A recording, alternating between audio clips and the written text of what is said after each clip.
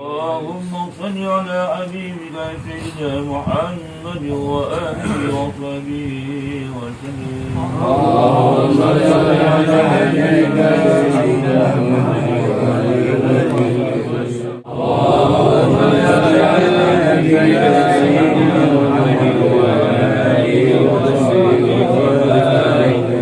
اللهم اجعل قبرهم روضة من رياض الجنة ولا تجعل قبرهم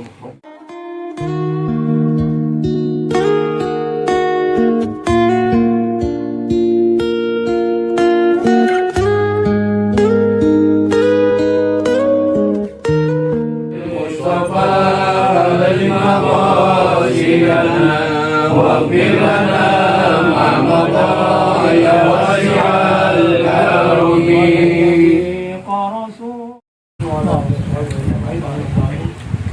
رب اشرح لي صدري لا علم لنا الا ما علمتنا انك انت العليم الحكيم ولا حول ولا قوه الا بالله العظيم. اللهم انا نسالك الفتوح والمنور والشهد والتنصير وصنع الخير. امين.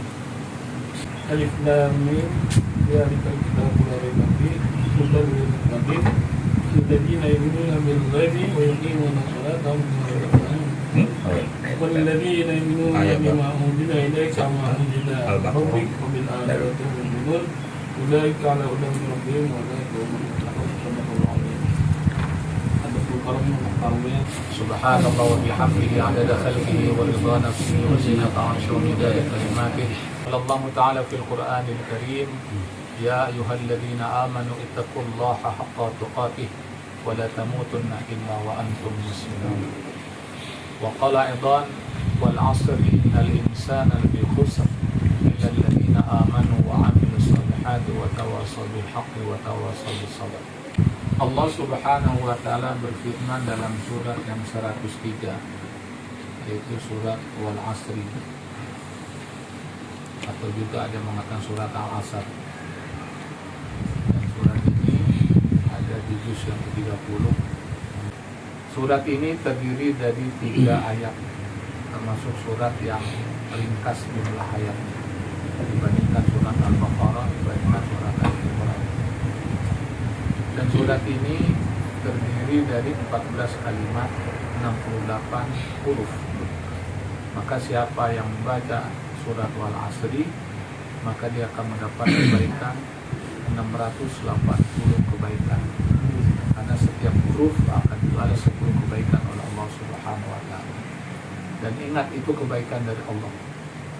Berapa banyak orang ingin mendapat kebaikan dari atasannya, majikannya, bosnya, komandannya, kadang-kadang terjerumus kepada syirik, terjerumus kepada hal-hal yang dilarang oleh Allah Subhanahu wa Ta'ala. Dan kebaikan itu boleh dikatakan kebaikan yang masih fata morgana, kebaikan yang belum pasti. Beda dengan kebaikan dari Allah Subhanahu wa Ta'ala. Kalau Allah sudah menegaskan melalui lisan Rasulullah SAW, ketahuilah alif lam mim itu bukan satu huruf. Alif satu huruf, lam satu huruf, mim satu huruf, dan setiap huruf dibalas 10 kebaikan. Siapa yang balas? Allah. Dan itu modal kebaikan di hari itu. Makanya orang-orang soleh dia punya program sehari itu 1 juz, sehingga ketika sebulan dia bisa khatam Quran. Hanya orang yang berinteraksi dengan Al-Quran, dia akan punya izah, dia punya wibawa, dia punya harga diri. Dan itulah amalan para waliullah, dan itulah amalan Nabi Muhammad SAW, dan itulah amalan para sahabat, amalan orang-orang soleh. Nah, Allah berfirman dalam Al-Quran, wal asri demi waktu asar. Apa yang kita pahami waktu asar ini? Waktu asar adalah nama waktu. Dan Allah di dalam surat yang lain juga bersumpah atas nama waktu. Ada wal-laili, ada wal-duha, ada wal-fajr. Kalau saya memahami ketika Allah bersumpah atas nama waktu, manusia, jangan main-main sama waktu. Karena kalau main-main sama waktu, kamu akan ditebas oleh waktu ini. Kamu akan dilindas, kamu akan tergiring, dan kamu akan merugi. Makanya benar, dalam surat Wal Asri, ketika Allah katakan Wal Asri, innal insana lafi khusr. Sesungguhnya manusia itu dalam keadaan merugi. Innal insana lafi khusr. Sesungguhnya manusia dalam keadaan merugi. Pasti ada yang untung. Karena hidup ini begitu. Ada pagi, ada sore. Ada panas, ada dingin, ada sakit, ada sembuh. Ada kaya, ada miskin. Ada rugi, ada untung. Nah, tinggal di mana kita mentadabburkan Quran, mengkaji Al-Quran, siapa orang yang beruntung itu? Nah, Allah kasih tahu.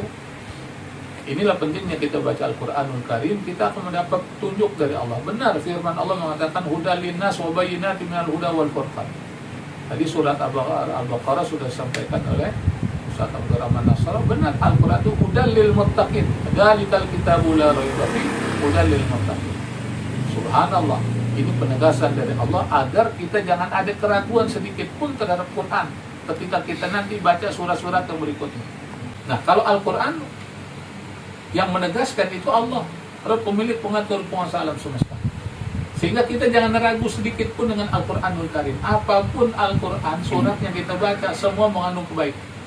Antum mau baca surat Al-Kahfi silahkan, mau baca surat Al-Muluk, baca surat Ar-Rahman, ya. Mau baca surat Waqiah, mau baca surat apa, semuanya ada manfaatnya. Makanya kita nggak boleh melecehkan orang. Ente jangan yasinan terus dong bacanya, ya kan? Tuh orang nggak punya adab tuh sama Quran. Ada sahabat Rasulullah SAW, wiridnya amalannya apa? Qul surat Al-Ikhlas. Apa kata Rasulullah SAW? Kamu akan masuk surga dengan apa yang kamu cintai. Jadi dipanggil oleh Rasulullah, kenapa kamu baca Qul aja, baca Al-Ikhlas terus? Dia jawab, saya cinta sama Al-Ikhlas. Saya yakin setiap kita kan punya istilah orang Jakarta bilang surat gacoan. Ya kan, ada yang gacoannya tuh dia senang banget dalam surat Ar-Rahman. Jangan kita patahkan semangat umat ketika dia berinteraksi dengan Al-Quran. Ada yang senang dia baca juz amma aja udah. Dari dulu sampai sekarang juz amma. Ya kan, silahkan, nggak jadi masalah. Illal ladzina amanu. Orang yang tidak akan rugi itu adalah orang yang beriman. Alhamdulillah, tsumma alhamdulillah, tsumma alhamdulillah, kita udah beriman kepada Allah. Beriman kepada Allah, beriman kepada Rasulullah, beriman kepada Kitabullah, beriman kepada rukun iman yang lainnya yang berjumlah 6. Ya, rukun iman. Itu kita pertahankan sampai akhir kehidupan kita. Bahkan kita sampaikan kepada ahli keluarga kita sampaikan kepada sanak famili kita sampaikan kepada teman-teman kita, apakah dalam pengajian semacam ini. Karena kita hidup di akhir zaman. Rasulullah SAW pernah menjelaskan, ada orang di pagi hari dia beriman, di sore hari dia kafir. Ada juga orang di pagi hari dia kafir, dia benci sama Islam. Bahkan dia pengen bunuh tuh Rasulullah SAW. Tapi di sore hari dia beriman kepada Allah, beriman kepada Rasulullah, bahkan menjadi pembela Islam. Siapa dia? Di antaranya adalah Umar bin Khattab, ya, Ikrimah bin Abi Jahal, Khalid bin Walid. Itulah sahabat-sahabat unggulan. Nah, mudah-mudahan kita dapat bertemu dengan mereka dalam surga Allah Subhanahu wa Ta'ala. Kalau ketemu orang soleh, mah iman naik dah. Ya, ketemu ulama, ya, kebayang aja dah kita untuk apa, mendekatkan diri kepada Allah. Ya. Tapi ada juga iman itu mengalami penurunan kalau dia melakukan dosa dan maksiat, kalau dia melakukan kemungkaran. Nah, disinilah pentingnya kita istiqomah dalam beramal, ya, istiqomah dalam keimanan, istiqomah dalam kehidupan. Nah, ini kita jaga dan kita upayakan iman kita dengan sebenar-benarnya iman. Nah, orang yang beriman dengan sebenarnya itu akan mendapatkan keutamaan, fadilah. Apa fadilah? Lahum darajatun 'inda rabbihim wa maghfiratun wa rizqun karim. 3 hal dia dapat. Dia punya wibawa, dia punya harga diri. Orang kalau disebut namanya, itu orang-orang munafik udah gemetaran aja, dia udah takut aja tuh. Itulah karakteristik orang-orang beriman. Ya. Dan sahabat Rasulullah memiliki sifat semacam itu. Waliullah itu memiliki sifat semacam itu. Lahum darajatun 'inda rabbihim. Derajat keutamaan dari Allah. Wa maghfiratun, Allah ampuni dosanya. Makanya kita lihat orang-orang beriman dengan sebenarnya wajahnya itu cerah, bersih, ya, sikapnya bijaksana, akhlaknya akhlak karimah. Ya.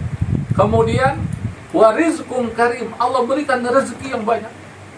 Makanya mereka tidak khawatir dengan kehidupan dunia ini. Kenapa? Karena dia tahu tugasnya itu beribadah kepada Allah Subhanahu wa Ta'ala. Tidaklah kuciptakan jin dan manusia kecuali beribadah. Nah, kalau kita udah beribadah sesuai dengan perintah Allah, contoh Rasulullah SAW, yakinlah Allah akan berikan rezeki. Dan ingat, rezeki itu bukan sekedar uang. Ya, jadi jangan kita pahami rezeki itu cuma materi, dengan uang, tidak. Kita mendapat informasi, ketemu dengan orang soleh, hadir ke majlis ilmu, majlis taklim, ya, maslahatul akhir sebulan sekali, ini rezeki dari Allah. Kita bersyukur sama Allah. Kalau rezeki ini kita syukuri, nanti akan Allah tambah nikmat tersebut. Ya. La in syakartum la azidannakum wa la in kafartum in adzabi lasyadid. Allah akan tambah nikmat tersebut. Nah, ada juga orang yang imannya pura-pura. Nah, itu dijelaskan oleh Allah di awal dari surat Al-Baqarah. Setelah membaca tentang orang-orang yang bertakwa, kemudian orang-orang kafir. Nah, Allah jelaskan orang-orang munafik. Nah, siapa mereka itu? Mereka yang mengaku beriman kepada Allah Subhanahu wa Ta'ala. Yukhadi'una Allah walladzina amanu wa ma yakhda'una illa anfusahum wa ma yash'urun. Fi qulubihim marad fazadahum Allahu marada wa lahum 'adzabun alimun bima kanu yakdzibun. Wa minan nasi man yaqulu amanna billahi wa bil yaumil akhir. Nah, wa ma hum bimu'minin, mereka bukan orang beriman. Kenapa? Fi qulubihim marad, hatinya itu ada penyakit. Melihat orang soleh itu benci aja dia. Lihat ulama aja benci dia. Melihat orang sholat ngaji itu benci aja dia. Apa wujud kebencian dia? Dia curigai. Dia cari kesalahan-kesalahan, dia cari kekurangan-kekurangan. Ya, bukan diambil hikmahnya, bukan diambil pelajaran, dia cari kekurangan. Dia emang ngaji, tapi untuk mencari kekurangan. Nah, yang fatalnya lagi di zaman sekarang, kalau ada kekhilafan kalian dilaporin, diadu dengan aparat. Naudzubillah min dzalik. Nah, yang kedua, orang yang beruntung itu wa amilus shalihat. Dia melakukan amal kebaikan, amal kebajikan. Dan dia orang-orang soleh, dari mulai bangun tidur itu sudah kepikiran bagaimana hari ini saya melakukan kebaikan. Itu harus kita upayakan. Jadi kalau kita bangun tidur, jangan terpikir bagaimana mencelakakan orang, menzalimi orang, jangan. Ya, itu orang yang merugi itu. Tapi kalau orang beruntung, dia bangun tidur setelah dia berdoa kepada Allah, dia pikirkan hari ini apa yang akan saya lakukan untuk kemaslahatan umat. Apakah kita mengunjungi orang sakit, apakah kita takziah, dan seterusnya, dan seterusnya, dan seterusnya. Intinya adalah melakukan kebaikan. Nah, orang model semacam ini adalah orang yang beruntung. Ya, beruntung di dunia, beruntung di alam barzah, dan beruntung di akhirat kelak. Kenapa? Karena dia melakukan amal kebajikan. Apalagi dilakukan karena Allah Subhanahu wa Ta'ala sesuai dengan sunnah Rasulullah SAW. Yang ketiga, wa tawassaw bil haqq wa tawassaw bis sabr. Apa yang kita pahami dari ayat ini? Dakwah. Kalau dakwah ini setiap kita bisa melakukan dakwah. Tukang ojek biasanya bisa melakukan sholat berjamaah. Kenapa? Karena dakwah dari temannya juga, sama-sama tukang ojek. Ya kan? Artis itu kenapa dia mau ngaji? Karena ngajak artis juga. Ya. Kalau model saya pulang ngajak belum tentu. Ya, kalau model kita ngajak belum tentu. Tapi kalau sesama mereka yang ngajak itu mau. Oleh karena itu, kalau kita paham dengan hal ini, kita tidak mematahkan semangat orang berdakwah. Silakan dengan profesinya masing-masing. Dengan kemampuan kita, dengan ilmu yang kita miliki. Jadi dalam dakwah ini jangan kita nunggu kita jadi syekh tabir dulu, jadi ulama besar. Ya, jangan. Sesuaikan dengan kemampuan kita. Contoh, dalam kehidupan rumah tangga, istri kita ajak ngaji. Kalaupun nggak bisa tiap hari atau nggak bisa setiap pekan, kita coba. Misalkan sebulan sekali kita kumpul, kita baca zikir pagi, zikir sore. Kita ajak istri kita ajak anak kita. Atau malam Jumat kita yasinan di rumah, boleh nggak? Boleh. Ini dakwah dalam rangka berinteraksi dengan Al-Quranul Karim, dalam rangka kita melakukan kebaikan dalam kehidupan rumah tangga. Kalau di pengajian kita ajak, ya. Boleh nggak keluarga kita diajak? Boleh. Kita tidak menutup pintu orang untuk melakukan kebaikan. Wa tawassaw bil haqq wa tawassaw bis sabr. Kita saling nasihat menasihati dalam kebenaran.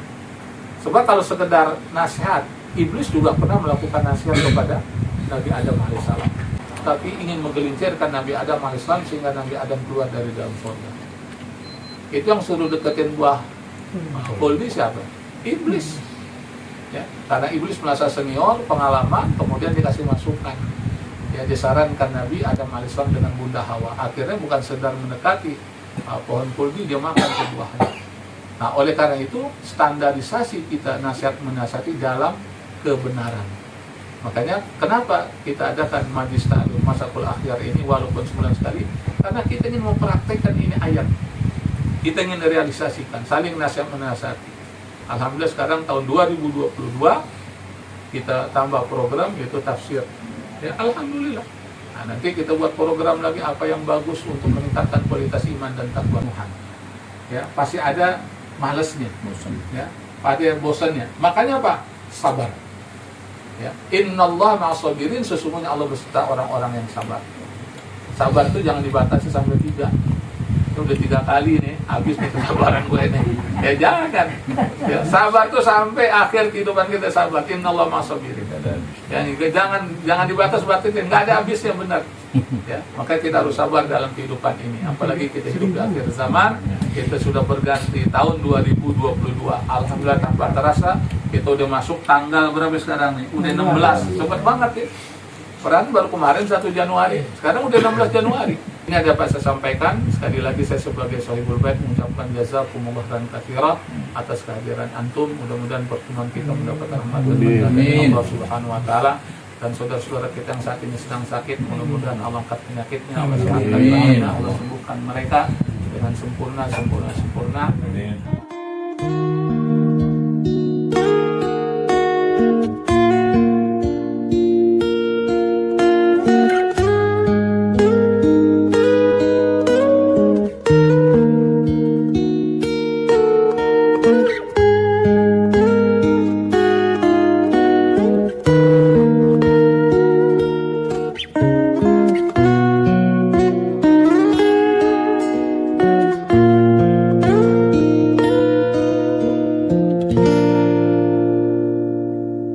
صلى الله